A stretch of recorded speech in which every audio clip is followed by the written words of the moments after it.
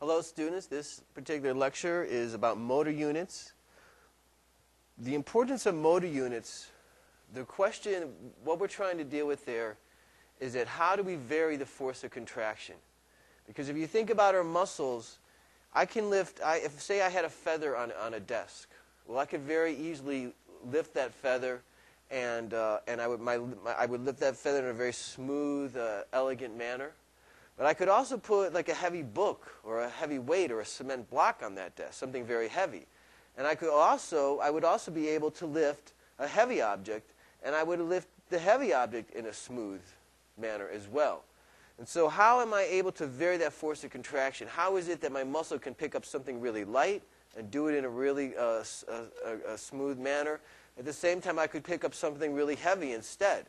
And I could still do that, and I could still do it in a smooth manner, still be very coordinated.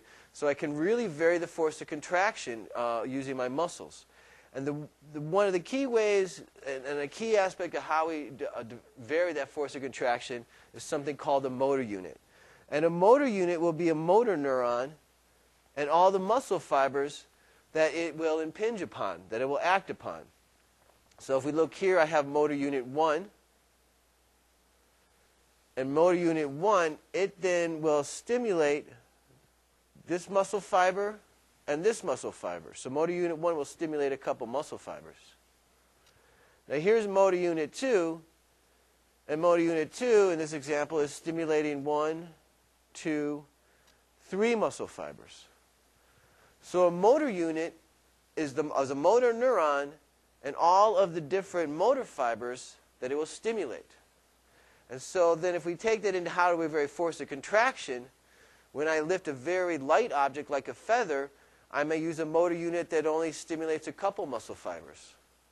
However, when I go to lift something very heavy like that cement block, I will use motor units that stimulate, I will use motor units that stimulate and impinge upon thousands of muscle fibers.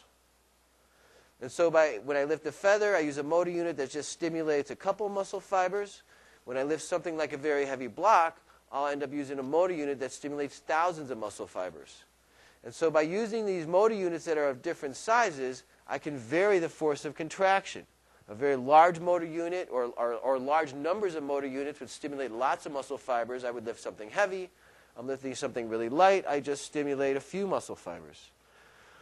So where that gets us back to, let's take a look at the body a little bit more. So in muscles that control fine movements, like in my fingers or my eye muscles, those muscles tend to generally have small motor units.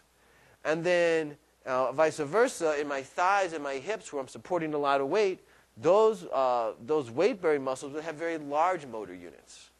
And so the take-home message here is that I can vary my force of contraction created by a muscle by varying the size of the motor units and the number of motor units that I'm using. Thank you.